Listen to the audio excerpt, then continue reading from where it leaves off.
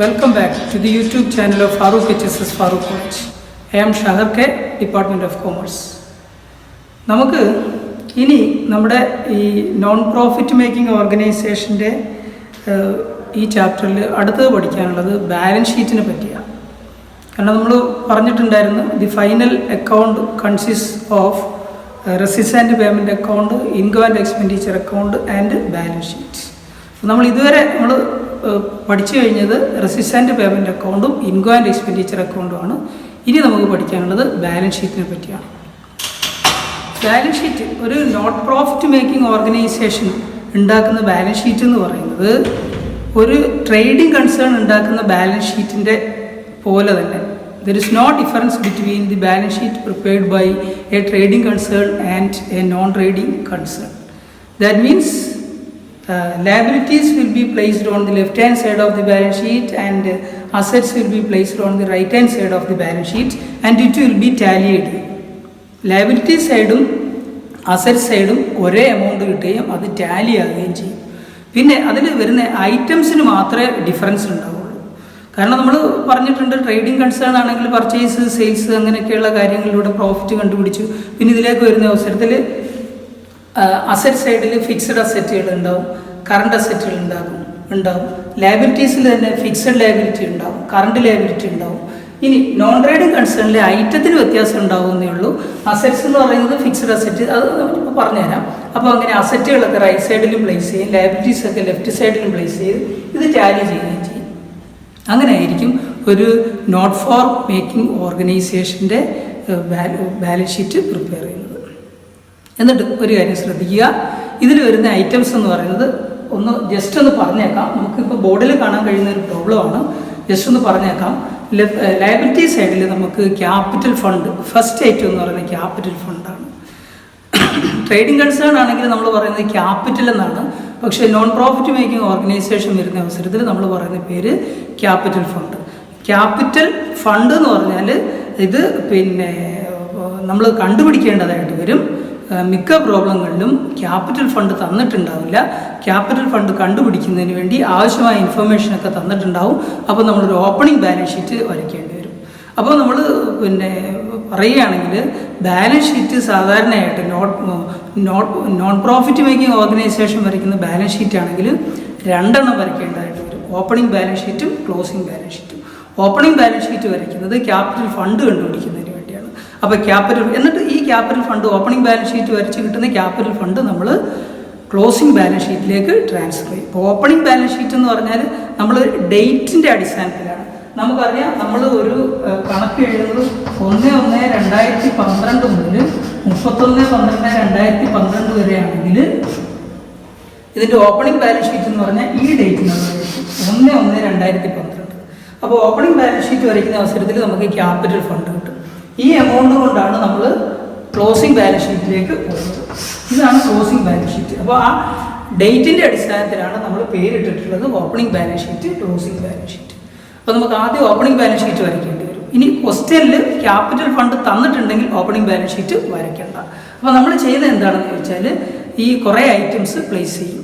ഏതിൽ? ലയബിലിറ്റി സൈഡിലും അസറ്റ് സൈഡിലും. ലയബിലിറ്റിയിൽ വരുന്നത് ക്യാപിറ്റൽ ഫണ്ട്, പിന്നെ എൻട്രൻസ് ഫീ വരും, ലൈഫ് മെമ്പർഷിപ്പ് ഫീ വരും, ലെഗസി വരും, പിന്നെ എല്ലാ തരത്തിലുള്ള ഫണ്ടുകളും, മറ്റു ഫണ്ടുകളല്ല. നമ്മൾ പറഞ്ഞിട്ടുണ്ടായിരുന്നു മാച്ച് ഫണ്ടാകാം, ടൂർണമെൻറ്റ് ഫണ്ടാകാം, അല്ലെങ്കിൽ പിന്നെ ഏത് തരത്തിലുള്ള ഫണ്ടാണെങ്കിലും. ഡൊണേഷൻ എന്ന് പറയുന്നത് നമ്മൾ പറഞ്ഞിട്ടുണ്ട് 2 തരത്തിലുള്ള ഡൊണേഷൻ ഉണ്ട്. അതിൽ സ്പെസിഫിക് പർപ്പസ് ഡൊണേഷൻ ആയിരിക്കും ഇതിൽ വരുന്നത്. കാരണം ജനറൽ പർപ്പസ് ഡൊണേഷൻ്റെ എമൗണ്ട് താരതമ്യേന കുറവായിരിക്കും, അത് റവന്യൂ ആയിട്ടായിരിക്കും വരുന്നത്. ബാലൻസ് ഷീറ്റിൽ വരുന്നതെന്ന് പറയുന്നത് വലിയ സംഖ്യ ആയിരിക്കും, ഡൊണേഷൻ വലിയ സംഖ്യ ആയിരിക്കും. അപ്പോൾ ഡൊണേഷൻ വരും, എൻട്രൻസ് ഫീ വരും, പിന്നെ ലൈഫ് മെമ്പർഷിപ്പ് ഫീ വരും. പിന്നെ ഒരു കാര്യം ശ്രദ്ധിക്കുക, ഇതിൽ ഹാർഡ് ആൻഡ് ഫാസ്റ്റ് റൂൾസ് ഒന്നുമില്ല. ഇതൊക്കെ തന്നെ റവന്യൂ ആക്കണം, ഇതൊക്കെ തന്നെ ക്യാപിറ്റലാക്കണം.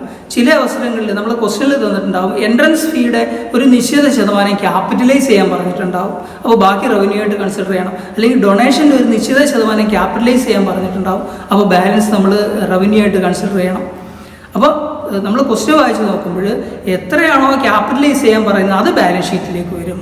ബാക്കി ഭാഗം പിന്നെ ഇൻകം ആൻഡ് എക്സ്പെൻഡിച്ചർ അക്കൗണ്ടിലേക്ക് വരും. അപ്പോൾ ബാലൻസ് ഷീറ്റിൻ്റെ ലയബിലിറ്റി സൈഡിൽ വരുന്ന ഏറ്റവും പ്രധാനപ്പെട്ട ഐറ്റം എന്ന് പറയുന്നത് ക്യാപിറ്റൽ ഫണ്ട് ആയിരിക്കും.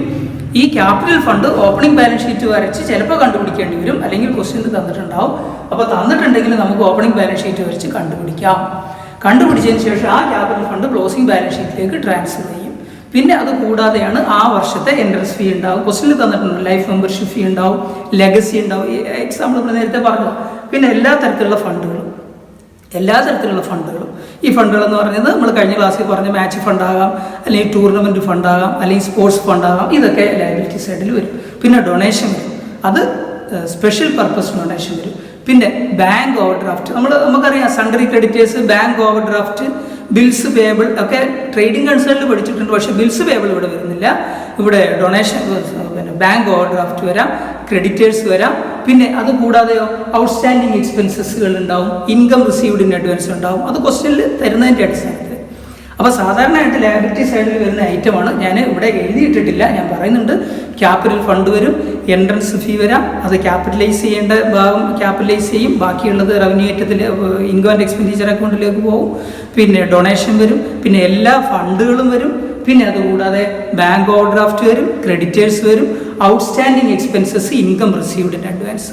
അത് ക്വസ്റ്റ്യൻ്റെ സ്വഭാവം അനുസരിച്ചാണ് ആ ക്വസ്റ്റ്യനിൽ തന്നിട്ടുള്ളതെല്ലാം ട്രാൻസ്ഫർ ചെയ്യും. ഇനി അസറ്റ് സൈഡിൽ നമ്മൾ പഠിച്ചിട്ടുണ്ട്, നമ്മൾ നേരത്തെ പഠിച്ച കാര്യങ്ങളൊക്കെ തന്നെയാണ്. ക്യാഷ് ഉണ്ടാവും, പിന്നെ മറ്റ് അസറ്റുകൾ, ഫർണിച്ചർ ഉണ്ടാവും, ബിൽഡിംഗ് ഉണ്ടാവും. പിന്നെ നമ്മൾ സാധാരണ കേൾക്കാത്ത, അതായത് ട്രേഡിംഗ് കൺസേണിൽ വരാത്ത ഇവിടെ വരുന്ന കുറേ സ്പെഷ്യൽ ഐറ്റംസ്, നമുക്ക് ഫെമിലിയർ അല്ലാത്ത കുറേ ഐറ്റംസ് ആണ് സ്പോർട്സ് എക്യുപ്മെൻറ്റ്സ്. കഴിഞ്ഞ പ്രോബ്ലത്തിൽ നമ്മൾ ഡിപ്രീസിയേഷൻ ഓൺ സ്പോർട്സ് എക്യുപ്മെൻറ്റ്സ് എന്ന് പറഞ്ഞ് പ്രോബ്ലം ചെയ്തിട്ടുണ്ടായിരുന്നു. സ്പോർട്സ് എക്യുപ്മെൻറ്റ്സ് ഒരു അസറ്റാണ്. പിന്നെ അതിൽ ഗ്രൗണ്ട് ആൻഡ് പവലിയൻ, വലിയ പിന്നെ ക്ലബിനൊക്കെ ആണെങ്കിൽ സ്വന്തമായിട്ട് ഗ്രൗണ്ടും പവലിയനും ഒക്കെ ഉണ്ടാവും, അത് ഒരു അസറ്റാണ്. അത് നമ്മൾ ട്രാൻസ്ഫർ ചെയ്യും. പിന്നെ ബാറ്റ്സ് ആൻഡ് ബോൾസ്, അതായത് പിന്നെ നമ്മൾ വാങ്ങി വെച്ചിട്ടുള്ള ബാറ്റും ബോളുകളും ഒക്കെ കണക്കാക്കി നോക്കുകയാണെങ്കിൽ അത് വലിയൊരു സംഖ്യയ്ക്ക് ഉണ്ടാവും, അത് അസറ്റാണ്.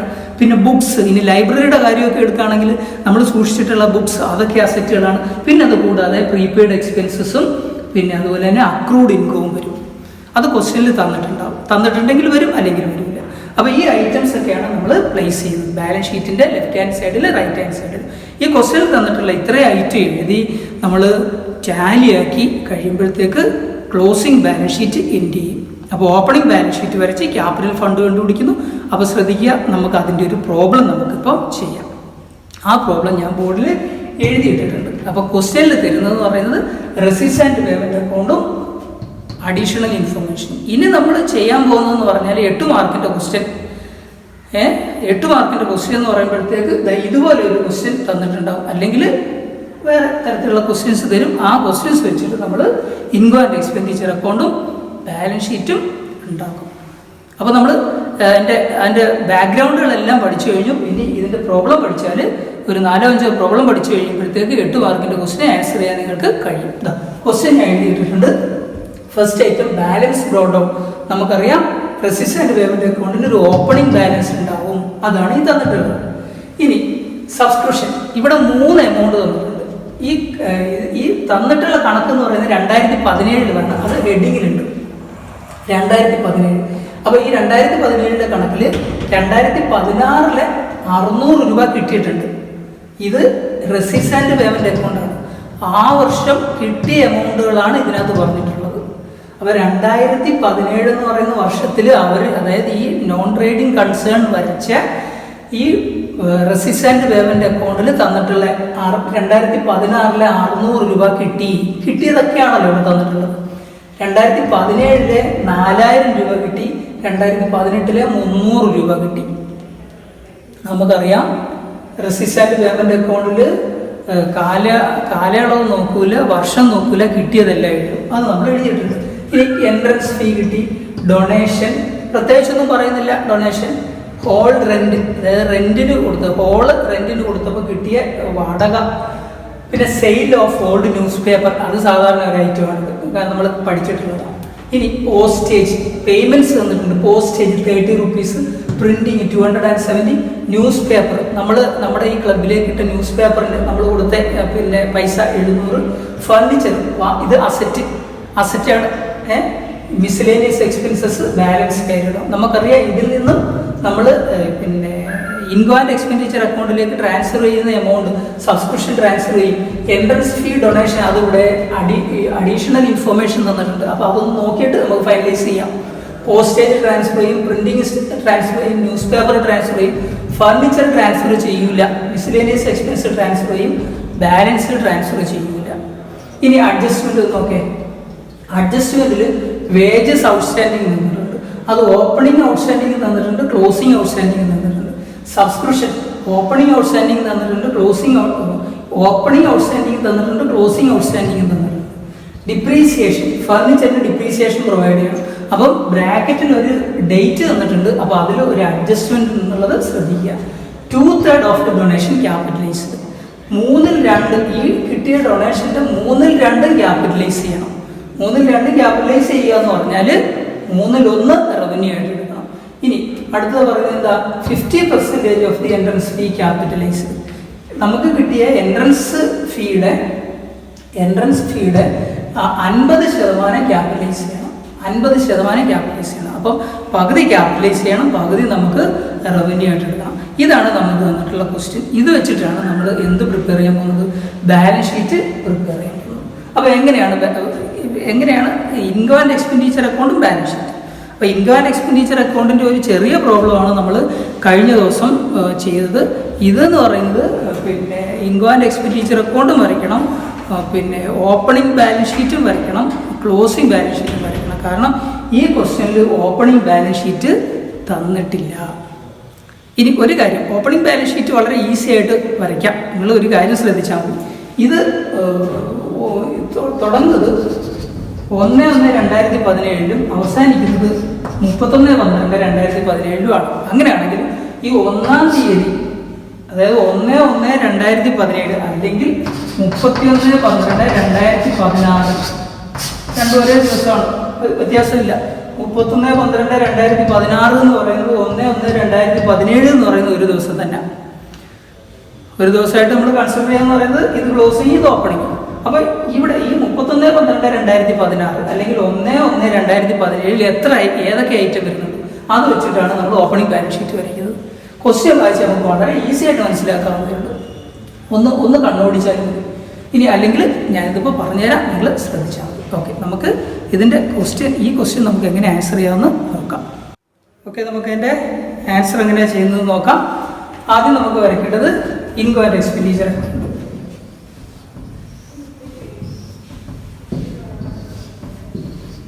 Okay, income and expenditure account വരയ്ക്കുന്നതിന് വേണ്ടി നമുക്ക് ഇതാണ് എക്സ്പെൻഡിച്ചർ സൈഡ്, ഇത് ഇൻകം സൈഡ്. അപ്പോൾ എക്സ്പെൻഡിച്ചറിലേക്ക് നമ്മൾ ട്രാൻസ്ഫർ ചെയ്യുന്നത് റെസിറ്റ്സ് ആൻഡ് പേയ്മെന്റ് അക്കൗണ്ടിന്റെ പേയ്മെന്റ് സൈഡിൽ നിന്നാണ്. അപ്പോൾ പേയ്മെന്റ് സൈഡിൽ ക്വസ്റ്റ്യനിൽ എന്തൊക്കെ തന്നിട്ടുണ്ട് നോക്കാം. ഫസ്റ്റ് ഐറ്റം വേജസ് ഇതിൽ തന്നിട്ടുള്ള എമൗണ്ട് എന്ന് പറയുന്നത് ക്വസ്റ്റ്യനിൽ തന്നിട്ടുള്ളത് 1400. ഇനി അഡ്ജസ്റ്റ്മെന്റ് ഒന്ന് ശ്രദ്ധിക്കുക. അഡ്ജസ്റ്റ്മെന്റിൽ എന്തൊക്കെയാണ് പറയുന്നത്, wages outstanding on 31st December 2016 was rupees 250 and that on 31st December 2017 200. അപ്പോൾ 31/12/2016 വേജസ് ഔട്ട്സ്റ്റാൻഡിംഗ് 250 രൂപ, 2017 വേജസ് ഔട്ട്സ്റ്റാൻഡിംഗ് 200 രൂപ. അപ്പോൾ ഒന്നെന്ന് പറയുന്നത് ഓപ്പണിംഗ് ഔട്ട്സ്റ്റാൻഡിങ്, മറ്റൊന്ന് പറയുന്നത് ക്ലോസിംഗ് ഔട്ട്സ്റ്റാൻഡിങ്. നമുക്കറിയാം ക്ലോസിംഗ് ഔട്ട്സ്റ്റാൻഡിങ് ആഡ് ചെയ്യണം, അതായത് 31/12/2017 ക്ലോസിംഗ് ഔട്ട്സ്റ്റാൻഡിങ് എന്ന് പറയുന്നത് 200 രൂപ. അത് ആഡ് ചെയ്ത് ഇവിടെ തന്നെ എഴുതണം 1600. അതിൽ നിന്ന് എന്ത് വേണം, ഓപ്പണിംഗ് ഔട്ട്സ്റ്റാൻഡിങ് 1/1/17. ഓപ്പണിംഗ് ഔട്ട്സ്റ്റാൻഡിങ് 1/1/17 എത്ര ക്വസ്റ്റ്യൻ തന്നിട്ടുണ്ട്, 1/1/17 അല്ലെങ്കിൽ 31/12/16 250 രൂപ, 250. ഇത് നമ്മൾ കുറയ്ക്കുമ്പോൾ 1350. അപ്പോൾ വേജസ് ഇത് അഡ്ജസ്റ്റ്മെന്റ് നമ്മൾ പഠിച്ചിട്ടുള്ളതാണ്. കാരണം സാലറി പഠിച്ചിട്ടുണ്ട്, സാലറിയിൽ നമ്മൾ പറഞ്ഞിട്ടുണ്ടായിരുന്നു. ഇപ്പം സാലറി തന്നെ ചോദിക്കണമെന്നൊന്നുമില്ല. വേജസ് ക്ലോസിംഗ് ഔട്ട്സ്റ്റാൻഡിങ് ആഡ് ചെയ്യണം, ഓപ്പണിംഗ് ഔട്ട്സ്റ്റാൻഡിങ് ലെസ് ചെയ്യണം, ക്വസ്റ്റ്യനിൽ തന്നിട്ടുണ്ട്. ഇനി അടുത്ത ഐറ്റം ഏതാണെന്ന് നോക്കിയാൽ പോസ്റ്റേജ്. അടുത്ത ഐറ്റം പോസ്റ്റേജ് 30 റുപ്പീസാണ്, 30 രൂപയാണുള്ളത്. അതുപോലെ നമുക്ക് എഴുതാം, അതിൽ അഡ്ജസ്റ്റ്മെന്റ് ഒന്നുമില്ല. അടുത്ത ഐറ്റം എന്ന് പറയുന്നത് പ്രിന്റിംഗ് ആണ്. പ്രിന്റിംഗ് ക്വസ്റ്റ്യനിൽ തന്നിട്ടുണ്ട് 270 രൂപയാണ്, അതുപോലെ എഴുതാം, അതിൽ അഡ്ജസ്റ്റ്മെന്റ് ഒന്നുമില്ല. അടുത്തത് ന്യൂസ് പേപ്പറാണ്, NP എന്ന് തൽക്കാലം ഇടുന്നു. ന്യൂസ് പേപ്പറാണ്, അതിൽ അഡ്ജസ്റ്റ്മെന്റ് ഒന്നുമില്ല, അതിൽ 700 രൂപ, അത് അങ്ങനെ തന്നെ എഴുതാം. അടുത്തത് മിസ്ലേനിയസ് എക്സ്പെൻസസ് ആണ്. ഇനി അടുത്ത ഐറ്റം ഫർണിച്ചറാണ്. ഫർണിച്ചർ നമ്മൾ ഇതിലേക്ക് എഴുതില്ല, അതിൻ്റെ ഡിപ്രീസിയേഷൻ എഴുതണം. അടുത്തത് മിസ്ലേനിയസ് എക്സ്പെൻസസ് ആണ്. മിസ്ലേനിയസ് എക്സ്പെൻസസ് EME എന്ന് തൽക്കാലം എഴുതാം. EME miscellaneous expenses 650. അതിൽ അഡ്ജസ്റ്റ്മെൻ്റ് ഒന്നുമില്ല, അത് അതുപോലെ തന്നെ ട്രാൻസ്ഫർ ചെയ്യുന്നു. ഇനി ഇവിടെ ഒരു ഐറ്റം വരുന്നുണ്ട്, ഡിപ്രീസിയേഷൻ. ആ ഡിപ്രീസിയേഷൻ നമുക്ക് എഴുതാം. ഇനി ഇവിടെ എന്തൊക്കെയാണ് വരുന്നത് നോക്കിയേ. പിന്നെ ഇതെന്ന് പറയുന്നത് ഇൻകം സൈഡാണ്. ഇൻകം സൈഡിൽ എഴുതണമെങ്കിൽ റെസിപ്റ്റ് നോക്കണം. റെസിപ്റ്റ് എന്തൊക്കെയാണ് നോക്കുന്നത്? റെസിപ്റ്റ് ആദ്യത്തെ സബ്സ്ക്രിപ്ഷൻ, ആദ്യത്തെ ഐറ്റം സബ്സ്ക്രിപ്ഷൻ ഇതിൽ തന്നിട്ടുള്ളത് 4000 റുപ്പീസാണ് സബ്സ്ക്രിപ്ഷൻ തന്നിട്ടുള്ളത്, 4000. ഇനി ഒന്ന് നോക്കിയേ, ഇവിടെ subscription outstanding on 31st December 2017 തന്നിട്ടുണ്ട് 400. ഇനി subscription outstanding on 31st December 2016 തന്നിട്ടുണ്ട് 700. അതെന്താണെന്ന് പറഞ്ഞുതരാം. അതായത് ആ വർഷത്തിൻ്റെ തുടക്കത്തിൽ, ഈ കഴിഞ്ഞ വർഷത്തിൻ്റെ അവസാനം 700 രൂപ നമുക്ക് കിട്ടാനുണ്ടായിരുന്നു. ആ 700 രൂപ കിട്ടാനുള്ളതിൽ നിന്ന് 600 നമുക്ക് കിട്ടിക്കഴിഞ്ഞു. അതെങ്ങനെ മനസ്സിലാക്കാമെന്ന് ചോദിച്ചാൽ, നമുക്ക് റെസിപ്റ്റ്സ് ആൻഡ് പേയ്മെന്റ് അക്കൗണ്ടിന്റെ റെസിപ്റ്റ് സൈഡിൽ തന്നിട്ടുണ്ട് 2016 എമൗണ്ട് 600 കിട്ടിയെന്നു. ക്വസ്റ്റ്യൻ നിങ്ങൾക്ക് നോക്കാവുന്നതേ ഉള്ളൂ. അപ്പോൾ 2016 എമൗണ്ട് 600 കിട്ടിയിട്ടുണ്ട്. അതിൽ ക്വസ്റ്റ്യനിൽ പറയുന്ന തുടക്കത്തിൽ പറയുന്നത് എന്താ, 700 കിട്ടാനുണ്ടായിരുന്നു. 700 കിട്ടാനുണ്ടായിരുന്നതിൽ നിന്ന് 600 അവിടെ കിട്ടി. ഇനി ബാക്കി 100 രൂപ ഇനിയും കിട്ടാനുണ്ടെന്നുള്ളത് അത് നമുക്ക് പിന്നെ ക്ലോസിംഗ് ബാലൻസ് ഷീറ്റിൽ എടുക്കാനുള്ളതായിരിക്കും. അപ്പോൾ ഇവിടെ നമ്മൾ എടുക്കാൻ പോകുന്നത് പറഞ്ഞത് സബ്സ്ക്രിപ്ഷൻ ഔട്ട്സ്റ്റാൻഡിങ് എന്നാണ്. 31/12/2017 സബ്സ്ക്രിപ്ഷൻ ഔട്ട്സ്റ്റാൻഡിങ്. ക്വസ്റ്റ്യൻ വായിച്ചറിയാം. Subscription outstanding on 31st December 2017 was ₹400. അപ്പോൾ അത് ആഡ് ചെയ്യണം, 4400. മറ്റേ എമൗണ്ട് എന്ന് പറയുന്നത് ഞാൻ ഇപ്പോൾ ആദ്യം പറഞ്ഞല്ലോ, 700 കിട്ടാനുണ്ടായിരുന്നു, അതിൽ 600 കിട്ടി, 100 രൂപ ഔട്ട്സ്റ്റാൻഡിങ്. അത് നമുക്ക് ക്ലോസിംഗ് ബാലൻസ് ഷീറ്റിൽ എടുക്കാം. ഇനി അടുത്ത ഐറ്റം ഏതാ ഇവിടെ തന്നിട്ടുള്ളത് നോക്കിയേ. അടുത്ത ഐറ്റം തന്നിട്ടുള്ളത് സബ്സ്ക്രിപ്ഷൻ എൻട്രൻസ് ഫീ. എൻട്രൻസ് ഫീയിൽ ഇവിടെ അഡ്ജസ്റ്റ്മെന്റിൽ പറയുന്നുണ്ട്. എൻട്രൻസ് ഫീ എന്താ ചെയ്യാൻ പറയുന്നത്? എൻട്രൻസ് ഫീ 50% ക്യാപിറ്റലൈസ് ചെയ്യണം. അപ്പോൾ ഇവിടെ 50% എടുത്താൽ മതി, 500 രൂപ എടുത്താൽ മതി. 1000 രൂപയാണ് ക്വസ്റ്റ്യനിൽ തന്നിട്ടുള്ളത്. 1000 രൂപ ക്വസ്റ്റ്യനിൽ തന്നിട്ടുണ്ട്. എൻട്രൻസ് ഫീ എന്ന് പറയുന്നത് 50% ക്യാപിറ്റലൈസ് ചെയ്യണം. അതുകൊണ്ട് 50% നമ്മൾ മാറ്റി വെച്ചു. ബാക്കി റവന്യൂ ആയിട്ടുള്ള 50% ഇവിടെ എടുത്തു. എമൗണ്ട് എത്രയാണെന്ന് ചോദിച്ചാൽ 500 രൂപ. അടുത്തത് ഡൊണേഷൻ. ഡൊണേഷൻ നോക്കിയേ. ഡൊണേഷൻ ക്വസ്റ്റ്യനിൽ പറയുന്നുണ്ട് 2/3 of the donation should be capitalised. അപ്പോൾ 1/3 ഇവിടെ എടുക്കണം. 1/3 എന്ന് പറയുമ്പോൾ 1500ന്റെ 1/3 500 രൂപ ഇവിടെ എടുക്കണം. Receipt and payment income and expenditure അക്കൗണ്ടിൽ എടുക്കണം. പിന്നെ അടുത്ത എന്താ ഉള്ളത്? Miscellaneous expense. അപ്പം അടുത്തത് ഹോൾ റെന്റ്. ഇപ്പോഴത്തെ side hall rent. Hall rent എത്രയാണെന്ന് നോക്കിയേ, 300 രൂപ. പിന്നെ sale of old newspaper. Sale of old newspaper എത്ര? 200 രൂപ. ഇനി ഒരൈറ്റം എഴുതിയിട്ടില്ല നമ്മൾ, ഡിപ്രീസിയേഷൻ. ഡിപ്രീസിയേഷൻ എഴുതുന്ന അവസരത്തിൽ ശ്രദ്ധിക്കുക, എന്തിൻ്റെ ഡിപ്രീസിയേഷനാണ്? ഫർണിച്ചറിൻ്റെ ഡിപ്രീസിയേഷനാണ് കാണാനുള്ളത്. ഫർണിച്ചറിൻ്റെ വില എന്ന് പറയുന്നത് എത്ര രൂപയാണെന്ന് വെച്ചാൽ 3000 റുപ്പീസാണ്, 3000 രൂപയാണ്. 3000ന്റെ 10% അല്ലെ ഡിപ്രീസിയേഷൻ, 10% ഡിപ്രീസിയേഷൻ. ഇവിടെ വാങ്ങിയിട്ടുള്ളത് 1/7 അതായത് ഹാഫ്. ഒരു വർഷം ഫുള്ള് ഡിപ്രീസിയേഷൻ വേണ്ട, പകുതി മതി. 12/6 അല്ലെങ്കിൽ 1/2. അപ്പോൾ 150 റുപ്പീസ്. അപ്പോൾ നമ്മൾ എഴുതുന്ന ഡിപ്രീസിയേഷൻ എത്രയാണെന്ന് ചോദിച്ചാൽ നോക്കിയേ, 150. ഇത് ഒന്നുകൂടെ പറഞ്ഞേക്കാം. നമ്മൾ റെസിപ്റ്റ്സ് ആൻഡ് പേയ്മെന്റ് അക്കൗണ്ട് എടുക്കുന്നു. റെസിപ്റ്റ്സ് ആൻഡ് പേയ്മെന്റ് അക്കൗണ്ടിന്റെ പിന്നെ പേയ്മെന്റ് സൈഡ് എടുക്കുന്നു. പേയ്മെന്റ് സൈഡ് എടുത്താൽ ഇവിടെ എഴുതാനുള്ളത് കിട്ടും. ആദ്യത്തെ ഐറ്റം എന്ന് പറയുന്നത് വേജസ് ആണ്. അതിൽ അഡ്ജസ്റ്റ്മെന്റ് ഉണ്ട്. നമ്മൾ ക്ലോസിംഗ് കൂട്ടി, ഓപ്പണിംഗ് കുറച്ചു, പോസ്റ്റേജ് ട്രാൻസ്ഫർ ചെയ്തു, പ്രിന്റിംഗ് ട്രാൻസ്ഫർ ചെയ്തു, ന്യൂസ് പേപ്പർ ട്രാൻസ്ഫർ ചെയ്തു, മിസ്ലേനിയസ് എക്സ്പെൻസ് ട്രാൻസ്ഫർ ചെയ്തു. ഡിപ്രീസിയേഷൻ കണ്ടുപിടിച്ചിട്ടുള്ളത് ഇങ്ങനെയാണ്. ഇതുപോലത്തെ എക്സാംസ് ഒരുപാട് പഠിച്ചിട്ടുള്ളത്. അടുത്ത് നോക്കിയാൽ സബ്സ്ക്രിപ്ഷനിലൂടെ ഔട്ട്സ്റ്റാൻഡിങ് കൂട്ടി, ആ വർഷത്തെ ഔട്ട്സ്റ്റാൻഡിങ്. അപ്പോൾ ഈ 2017 കണക്ക് എഴുതുമ്പോൾ ഉള്ള ആ 2017 സബ്സ്ക്രിപ്ഷൻ എന്ന് പറയുന്നത് ഇത്ര എമൗണ്ട് ഉള്ളൂ. 2016 ക്വസ്റ്റ്യനിൽ തന്നിട്ടുണ്ട്. അത് നമുക്ക് ക്ലോസിംഗ് ബാലൻസ് ഷീറ്റിലേക്ക് വേണം. അത് പറഞ്ഞു. അടുത്ത എൻട്രൻസ് ഫീ എന്ന് പറയുമ്പോഴത്തേക്ക് 50%. 1/2. 1000ന്റെ 1/2. 1000ന്റെ പകുതി 500. അത് റവന്യൂ ആയിട്ട് എടുക്കണം. ബാക്കി ക്യാപിറ്റലൈസേഷൻ ആണ്. Donation 1/3. Hall rent, sale of old newspaper. ഇതെല്ലാം കൂടെ നമ്മൾ ബാലൻസ് ചെയ്യുമ്പോൾ നമുക്ക് സർപ്ലസ് ആയിട്ട് 2750 രൂപ കിട്ടും. ടോട്ടൽ എന്ന് പറയുന്നത് 5900. 5900. ഇങ്ങനെയാണ് നമ്മൾ എന്ത് വരയ്ക്കുന്നത്, ഒരു ഇൻകം ആൻഡ് എക്സ്പെൻഡിച്ചർ അക്കൗണ്ട് വരയ്ക്കുന്നത്. അപ്പോൾ നമ്മൾ ഇൻകം ആൻഡ് എക്സ്പെൻഡിച്ചർ അക്കൗണ്ട് നമ്മളിങ്ങനെ വരച്ചു. ഇതിൽ നിന്ന് സർപ്ലസ് ആണ് കിട്ടിയിട്ടുള്ളത്. സർപ്ലസ് എന്താ മീൻ ചെയ്യുന്നത്, ഇൻകം ആണ് കൂടുതൽ. ഇൻകം സൈഡ് കൂടിയിരുന്നാൽ സർപ്ലസ് കിട്ടും, തിരിച്ചാണെങ്കിൽ ഡെഫിസിറ്റ്. ഇനി ഈ 2750 രൂപ, ഇപ്പോൾ കിട്ടിയ 2750 രൂപ നമ്മൾ ക്ലോസിംഗ് ബാലൻസ് ഷീറ്റിൻ്റെ ക്യാപിറ്റൽ ഫണ്ടിൻ്റെ കൂടെ ആഡ് ചെയ്യും. കാരണം 2017 കണക്കിൽ നമുക്ക് കിട്ടിയിട്ടുള്ളത് എത്രയാണ്, 2750 രൂപ സർപ്ലസ്. ഇത് നമ്മൾ ക്യാപിറ്റൽ ഫണ്ടിൻ്റെ കൂടെ, ക്ലോസിംഗ് ബാലൻസ് ഷീറ്റിൻ്റെ ക്യാപിറ്റൽ ഫണ്ടിൻ്റെ കൂടെ ആഡ് ചെയ്യും. ഇനി ക്ലോസിംഗ് ബാലൻസ് ഷീറ്റിലേക്ക് നമുക്കൊരു ക്യാപിറ്റൽ ഫണ്ട് എമൗണ്ട് കണ്ടുപിടിക്കണമെങ്കിൽ ഓപ്പണിംഗ് ബാലൻസ് ഷീറ്റ് വരയ്ക്കണം. ഈ ക്വസ്റ്റ്യനിൽ ക്യാപിറ്റൽ ഫണ്ട് തന്നിട്ടില്ല. ക്വസ്റ്റ്യൻ വായിച്ചാൽ നിങ്ങൾക്ക് മനസ്സിലാവും ക്യാപിറ്റൽ ഫണ്ട് എവിടെയും തന്നിട്ടില്ല. ക്യാപിറ്റൽ ഫണ്ട് തന്നിട്ടുണ്ടെങ്കിൽ ഓപ്പണിംഗ് ബാലൻസ് ഷീറ്റ് വരയ്ക്കണ്ടായിരുന്നു. പക്ഷേ ഇവിടെ നമുക്ക് ഓപ്പണിംഗ് ബാലൻസ് ഷീറ്റ് വരയ്ക്കണം. അപ്പോൾ ഓപ്പണിംഗ് ബാലൻസ് ഷീറ്റ് വരയ്ക്കുക എന്ന് പറഞ്ഞാൽ ബാലൻസ് ഷീറ്റ് ഓൺ നമ്മൾ പറഞ്ഞിട്ടുണ്ടായിരുന്നു 1/1/2017, അതാണ് നമ്മൾ വരയ്ക്കുന്നത് ബാലൻസ് ഷീറ്റ് 1/1/2017. 1/1/2017 ബാലൻസ് ഷീറ്റാണ് നമ്മൾ വരയ്ക്കുന്നത്. അപ്പോൾ നിങ്ങൾ ശ്രദ്ധിക്കുക 1/1/2017 ഏതൊക്കെ ഐറ്റംസ് ഇതിനകത്ത് തന്നിട്ടുണ്ട്. നമ്മുടെ റെസിസ്റ്റൻറ്റ് പേയ്മെൻറ്റ് അക്കൗണ്ട്, നമ്മുടെ resistant payment account additional information ഒന്ന് എടുത്തു വെച്ച് നിങ്ങൾക്ക് മനസ്സിലാവും. സബ്സ്ക്രിപ്ഷൻ 2016 തന്നിട്ടുണ്ട്. 2016 സബ്സ്ക്രിപ്ഷൻ 2016 എമൗണ്ട് 600 രൂപ കിട്ടിയിട്ടുണ്ട്. പക്ഷേ അഡ്ജസ്റ്റ്മെൻറ്റ് പറയുന്നുണ്ട് 700 രൂപ കിട്ടാനുണ്ടായിരുന്നു. നിങ്ങൾ നോക്കിയേ, അഡ്ജസ്റ്റ്മെൻറ്റ് നോക്കിയേ, അതിൽ ഇവിടെ പറയുന്നുണ്ട് subscription outstanding on 31st December 2017 was ₹400, അത് നമ്മൾ എടുത്തു. And on 31st December 2016 was 700. അപ്പോൾ നോക്കിയേ, സബ്സ്ക്രിപ്ഷൻ ഔട്ട്സ്റ്റാൻഡിങ് എന്ന് പറയുന്നത് എന്താണ്? സബ്സ്ക്രിപ്ഷൻ ഔട്ട്സ്റ്റാൻഡിങ് ഒരു അസറ്റാണ്. സബ്സ്ക്രിപ്ഷൻ നമുക്ക് കിട്ടേണ്ട എമൗണ്ട്, അത് ഔട്ട്സ്റ്റാൻഡിങ് എന്ന് പറയുന്ന ഒരു അസറ്റാണ്. അപ്പോൾ അത് നമുക്ക് സബ്സ്ക്രിപ്ഷൻ ഔട്ട്സ്റ്റാൻഡിങ് നമുക്ക് അസറ്റ് സൈഡിൽ എഴുതാം. ഇത് അസറ്റാണല്ലോ, ഇത് അസറ്റാണല്ലോ, ഇത് ലയബിലിറ്റി ആണല്ലോ. സബ്സ്ക്രിപ്ഷൻ ഔട്ട്സ്റ്റാൻഡിങ് 700 ശ്രദ്ധിക്കുക. സബ്സ്ക്രിപ്ഷൻ ഔട്ട്സ്റ്റാൻഡിങ് 700 ആണ്.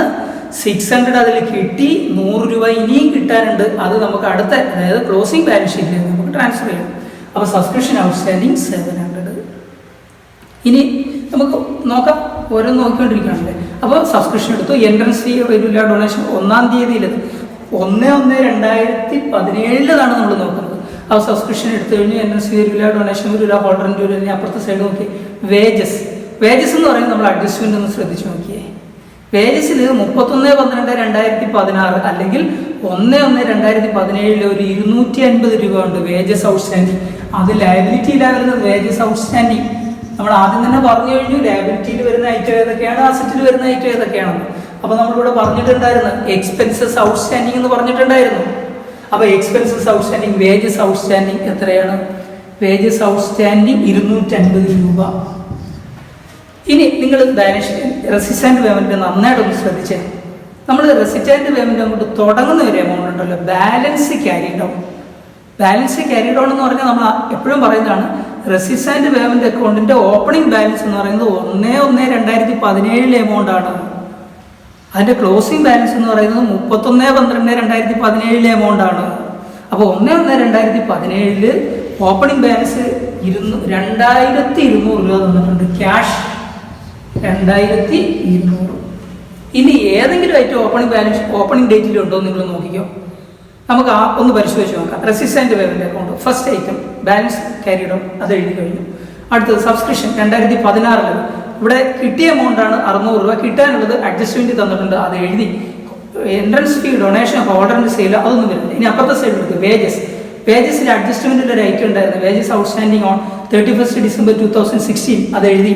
ഇനി അടുത്ത് നോക്ക്, പോസ്റ്റേജ് വരില്ല, പ്രിന്റിംഗ് വരില്ല, ന്യൂസ് പേപ്പർ വരില്ല, ഫർണിച്ചർ വരില്ല, മിസ്ലേനിയസ് എക്സ്പെൻസസ് വരില്ല, ബാലൻസ് ക്യാരി ഡൗൺ ഒന്നും വരില്ല. ഇനി അഡ്ജസ്റ്റ്മെൻറ്റ് നോക്കിയാൽ വേജസ് ഔട്ട്സ്റ്റാൻഡിങ് അത് എഴുതി. 31/12/2017 നമ്മൾ പിന്നെ ഇൻകം ആൻഡ് എക്സ്പെൻഡിച്ചർ അക്കൗണ്ടിൽ എഴുതി. Subscription outstanding on 31st December 2017 നമ്മൾ എഴുതി. 700 തന്നെ ഇപ്പോൾ എഴുതി. ഡിപ്രീസിയേഷൻ വരില്ല, 2/3 ഒന്നും വരില്ല. കഴിഞ്ഞു ഓപ്പണിംഗ് ബാലൻസ് ഷീറ്റ്. അപ്പോൾ ഇത്രയും ശ്രദ്ധിച്ചാൽ മതി. നമ്മൾ ഏത് ഡേറ്റിലാണോ ബാലൻസ് ഷീറ്റ് എഴുതുന്നത് 1/1/2017 ആ തീയതിയിൽ, അല്ലെങ്കിൽ 31/12/2016 ഈ തീയതിയിൽ ഏത് ഐറ്റം ക്വസ്റ്റ്യനിൽ തന്നിട്ടുണ്ടോ അതിങ്ങോട്ട് ട്രാൻസ്ഫർ ചെയ്യണം. വളരെ ഈസിയാണ്. നമ്മൾ എന്ത് ചെയ്യുന്നു, ബാലൻസ് ചെയ്യുന്നു. 2900 ബാലൻസ് ഷീറ്റ് ശരിക്കും ടാലി ആക്കുകയാണ് ചെയ്യുന്നത്, പക്ഷേ നമുക്കിവിടെ ബാലൻസ് ചെയ്യേണ്ടി വരുന്നു. എന്താണെന്ന് ചോദിച്ചാൽ നമ്മൾ ഫസ്റ്റ് ഇയറിലെ സിംഗിൾ എൻട്രിയിൽ പഠിച്ചതുപോലെ ഇത് ബാലൻസ് ചെയ്യുന്നത് ഓപ്പണിംഗ് ക്യാപിറ്റൽ ഫണ്ട് കിട്ടാൻ. അപ്പോൾ ക്യാപിറ്റൽ ഫണ്ട് കിട്ടി. Capital fund 2650. ഇനിയാണ് നമുക്ക് ക്ലോസിംഗ് ബാലൻസ് ഷീറ്റ് വരയ്ക്കാനുള്ളത്. Closing balance sheet, opening balance sheet എന്താണെന്ന് അറിയാമെങ്കിൽ ക്ലോസിംഗ് ബാലൻസ് ഷീറ്റ് വരയ്ക്കാൻ വളരെ ഈസിയാണ്. അടുത്ത നമുക്ക് ക്ലോസിംഗ് ബാലൻസ് ഷീറ്റ് എങ്ങനെ വരയ്ക്കുന്നത് നോക്കാം. അപ്പോൾ ക്ലോസിംഗ് ബാലൻസ് ഷീറ്റ് വരയ്ക്കുന്ന അവസരത്തിൽ കുറച്ചുകൂടെ ഐറ്റംസ് വരും. മറ്റേ ഓപ്പണിംഗ് ബാലൻസ് ഷീറ്റ് പോലെ കുറച്ച് ഐറ്റം അല്ല, കുറച്ചുകൂടെ ഐറ്റംസ് വരും. അപ്പോൾ ശ്രദ്ധിക്കുക. ഇനി ഓപ്പണിംഗ് ബാലൻസ് ഷീറ്റ് നമ്മുടെ മനസ്സിലുണ്ടെങ്കിൽ ക്ലോസിംഗ് ബാലൻസ് ഷീറ്റ് വരയ്ക്കാൻ എളുപ്പമാണ്. ആദ്യത്തെ ഐറ്റം നമുക്ക് എടുക്കാം, ക്യാപിറ്റൽ ഫണ്ട്. നമ്മൾ നേരത്തെ എഴുതിയതാണ്. ക്യാപിറ്റൽ ഫണ്ട് 2650 രൂപ. 2650 രൂപ കണ്ടുപിടിച്ച് വെച്ചിട്ടുണ്ട്. ഇതിലൂടെ നമ്മൾ സർപ്ലസ് ആഡ് ചെയ്യണം. ഡെഫിസിറ്റ് ആണെങ്കിൽ നമ്മൾ എന്ത് ചെയ്തതിനെ ലെസ് ചെയ്തതിനെ സർപ്ലസ് ആഡ് ചെയ്യണം. Surplus 2750 surplus. ഇത് രണ്ടും കൂടെ കൂട്ടുമ്പോൾ 5400.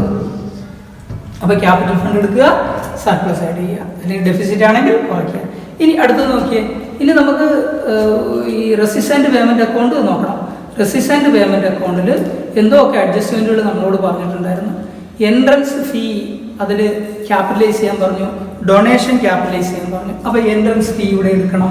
ഫണ്ടുകളൊന്നും തന്നിട്ടില്ല, എൻട്രൻസ് ഫീ ഇവിടെ എടുക്കണം. Entrance fee എത്രയുള്ളത്? 500 രൂപ അവിടെ എടുത്തു, ബാക്കി 500 രൂപ.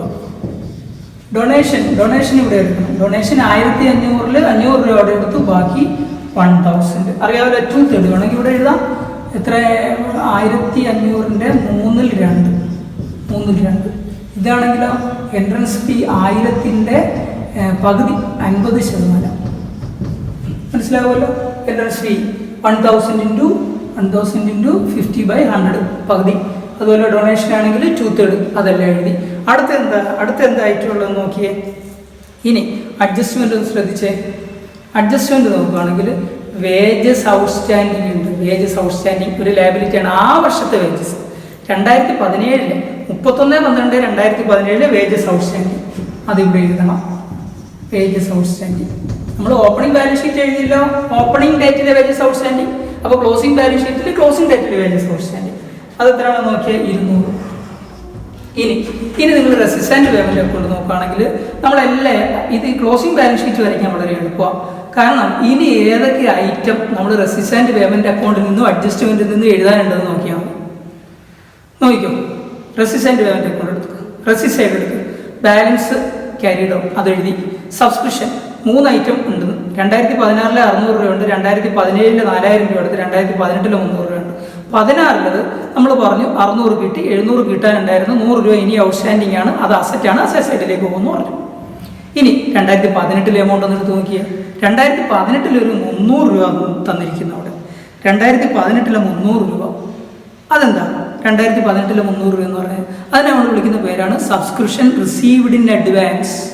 Income received in advance. Income received in advance ലയബിലിറ്റിയാണ്. സബ്സ്ക്രിപ്ഷൻ റിസീവ്ഡ് ഇൻ അഡ്വാൻസ് അതിവിടെ എടുക്കണം.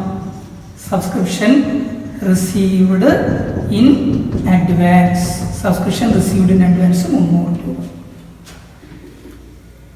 നോക്കിയേ. അപ്പോൾ നമ്മൾ റെസിസ്റ്റൻ്റ് പേയ്മെൻറ്റ് അക്കൗണ്ടിൻ്റെ റെസിപ്റ്റ് സൈഡ് നോക്കി ഓപ്പണിംഗ് ബാലൻസ് ഷീറ്റ് എടുത്തു എന്ന് പറഞ്ഞു. സബ്സ്ക്രിപ്ഷൻ ഏതാണ്ട് എല്ലാം എടുത്തു കഴിഞ്ഞു. ഇനി റൈറ്റ് ഉള്ളത് നമുക്ക് എടുക്കാമെന്ന് പറഞ്ഞു. എൻഎസ് ഫീ എടുത്തു, ഡൊണേഷൻ എടുത്തു, ഹോൾഡർ എടുത്തു, sale of hold news paper എടുത്തു.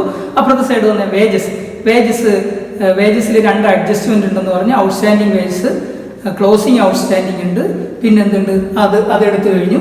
പിന്നെ സബ്സ്ക്രിപ്ഷൻ ഔട്ട്സ്റ്റാൻഡിങ് അത് നമുക്ക് ഇനി ഏതാണ്ട് എല്ലാമൊക്കെ തീർന്നു. ഇനി അസറ്റ് സൈഡ് നോക്കിയേ. അസറ്റ് സൈഡിൽ ഫർണിച്ചർ തന്നിട്ടുണ്ടായിരുന്നു. എത്രയാ? 3000 ലെസ് ഡിപ്രീസിയേഷൻ 180 രൂപയായിരുന്നു. 180 രൂപ, ബാക്കി 2850. പിന്നെന്തൊക്കെയുണ്ടെന്ന് നോക്കിയേ. നമ്മൾ നേരത്തെ പറഞ്ഞിട്ടുണ്ടായിരുന്നു സബ്സ്ക്രിപ്ഷൻ ഈ വർഷത്തെ സബ്സ്ക്രിപ്ഷൻ ഉണ്ട്. ഈ വർഷത്തെ സബ്സ്ക്രിപ്ഷൻ 400 രൂപ നമ്മൾ ഇൻകം ആൻഡ് എക്സ്പെൻഡിച്ചർ അക്കൗണ്ട് വരച്ചപ്പം ആഡ് ചെയ്തില്ലേ, ആ 400 രൂപ. പിന്നെയോ സ്റ്റിൽ ഔട്ട്സ്റ്റാൻഡിങ്. എന്താ സ്റ്റിൽ ഔട്ട്സ്റ്റാൻഡിങ് എന്ന് പറഞ്ഞാൽ 2016-ലെ ഇനിയും കിട്ടാനുള്ളത് 100 രൂപ, അങ്ങനെ 500. ഇനി ഒരു ഐറ്റം കൂടെ എഴുതാനുണ്ട്. നിങ്ങൾ റെസിസ്റ്റൻ്റ് പേയ്മെൻറ്റ് അക്കൗണ്ട് അഡ്ജസ്റ്റ്മെൻറ്റും നന്നായിട്ടൊന്ന് വായിച്ചു നോക്കിയോ. ഇനി ഏത് ഐറ്റം എഴുതാനുള്ളത് കിട്ടും. നമുക്ക് വേണമെങ്കിൽ ഒന്ന് നോക്കാം. എന്തോടെ പറയുന്നത് നോക്കിയേ. Opening balance sheet, subscription. ഇതിപ്പോൾ ആദ്യത്തെ പ്രോബ്ലം ആയതുകൊണ്ടാണ് നമ്മൾ ഇത്ര ഡീറ്റെയിൽഡ് ആയിട്ട് പറയേണ്ടി വരുന്നത്. പിന്നെ വരുന്ന അവസരത്തിൽ ഓരോ ഐറ്റവും എവിടെയാണ് വരുന്നത്, എങ്ങനെയാണ് വരുന്നത്, ഏത് തരത്തിലുള്ള അഡ്ജസ്റ്റ്മെൻറ്റാണ്, ഈ അഡ്ജസ്റ്റ്മെൻറ്റ് എങ്ങനെ ചെയ്യണം എന്നുള്ളത് ഓരോരുത്തരുടെ മനസ്സിലുണ്ടാവണം. അപ്പോൾ നോക്കിയേ, ബാലൻസ് എടുത്തു, സബ്സ്ക്രിപ്ഷൻ 3 ഐറ്റം നമ്മൾ എടുത്തു കഴിഞ്ഞു. അഡ്ജസ്റ്റ്മെൻറ്റ് എടുത്തു, എൻട്രൻസ് ഫീ എടുത്തു, ഡൊണേഷൻ എടുത്തു, ഹോൾ റെൻ്റ് എടുത്തു, ഓൾഡ് ന്യൂസ് പേപ്പർ എടുത്തു, വേജസ് എടുത്തു, postage, printing, newspaper, furniture, miscellaneous. ഒരൈറ്റം ഉണ്ടല്ലോ, balance carry down. First item balance brought down നമ്മൾ ഓപ്പണിംഗ് ബാലൻസ് ഷീറ്റിൽ എടുത്തു. Last balance carry down. Balance carry down 4050 രൂപ നമ്മൾ പറയുന്നത് ക്യാഷ്. ഇനി ഈ എമൗണ്ട് എഴുതാൻ വിട്ടുപോകില്ല, കാരണം ഓപ്പണിംഗ് ബാലൻസ് ഷീറ്റ് നോക്കിയാൽ മതി.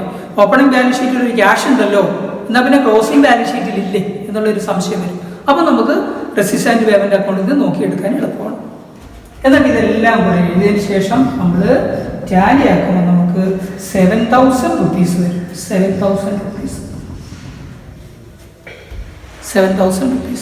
അങ്ങനെ 8 മാർക്കിൽ ഒരു ക്വസ്റ്റ്യൻ റെസിപ്റ്റ് ആൻഡ് പേയ്മെൻറ്റ് അക്കൗണ്ടും കുറച്ച് അഡ്ജസ്റ്റ്മെൻറ്റുകളും, ഇവിടെ വളരെ കുറച്ച് അഡ്ജസ്റ്റ്മെൻറ്റുകളേ ഉള്ളൂ. കുറച്ച് അഡ്ജസ്റ്റ്മെൻറ്റുകൾ തന്നാൽ അതിൽ നിന്ന് നമുക്ക് ഇൻകം ആൻഡ് എക്സ്പെൻഡിച്ചർ അക്കൗണ്ടും ബാലൻസ് ഷീറ്റും. ബാലൻസ് ഷീറ്റ് എന്ന് പറയുന്നത് ഓപ്പണിംഗ് ബാലൻസ് ഷീറ്റും closing balance sheet. Opening balance ഷീറ്റിൽ കുറച്ച് ഐറ്റം ഉണ്ടാവുള്ളൂ, പിന്നെ ക്ലോസിംഗ് ബാലൻസ് ഷീറ്റ്. ഇത്രയും വരച്ച് ഇങ്ങനെ ടാലിയാക്കി കഴിയുമ്പോഴാണ് നമുക്ക് 8 മാർക്സ് കിട്ടുന്നത്. പിന്നെ അതിൽ കുറേ ഡിവിഷൻ ഉണ്ടാവും. അതായത് ഇൻകം ആൻഡ് എക്സ്പെൻഡിച്ചർ അക്കൗണ്ടിന് ഇത്ര മാർക്ക്, ഓപ്പണിംഗ് ബാലൻസ് ഷീറ്റിന് ഇത്ര മാർക്ക്, ക്ലോസിംഗ് ബാലൻസ് ഷീറ്റ് ഇത്ര മാർക്ക്, അങ്ങനെ ഉണ്ടാവും. പിന്നെ ഇൻകം ആൻഡ് എക്സ്പെൻഡിച്ചർ അക്കൗണ്ട് തെറ്റുകയാണെങ്കിൽ ബാക്കിയുള്ള ഈ ഓപ്പണിംഗ് ബാലൻസ് ഷീറ്റ് ശരിയാവുന്നില്ല, ക്ലോസിംഗ് ബാലൻസ് ഷീറ്റ് ശരിയാവില്ല, ആൻസർ മൊത്തം പോകും. അതുകൊണ്ട് ശ്രദ്ധിക്കുക, ഇതൊരു ചെറിയ പ്രോബ്ലമാണ്. ആദ്യം ചെറിയ പ്രോബ്ലമാണ് നമ്മൾ ചെയ്യുന്നത്. ഇനി അങ്ങോട്ട് കുറച്ചുകൂടെ ഒക്കെ അഡ്ജസ്റ്റ്മെൻ്റ് ഉള്ള അല്ലെങ്കിൽ പിന്നെ എക്സാമിനേഷന് ചോദിച്ചിട്ടുള്ള ക്വസ്റ്റ്യൻസ് തന്നെ നമുക്ക് ആൻസർ ചെയ്യാൻ കഴിയും. അതുകൊണ്ട് ഇതൊന്ന് സ്വന്തമായിട്ട് ചെയ്ത് നോക്കുക. ഇതിലെ PDF ഞാൻ നിങ്ങൾക്ക് സെൻഡ് ചെയ്ത് തരും. അത് നിങ്ങൾ നന്നായിട്ട് നോക്കിയതിന് ശേഷം സ്വന്തമായിട്ട് ചെയ്ത് നോക്കുക. പിന്നെ കുറച്ച് എക്സാമ്പിൾസും സെൻഡ് ചെയ്ത് തരും. Okay, by.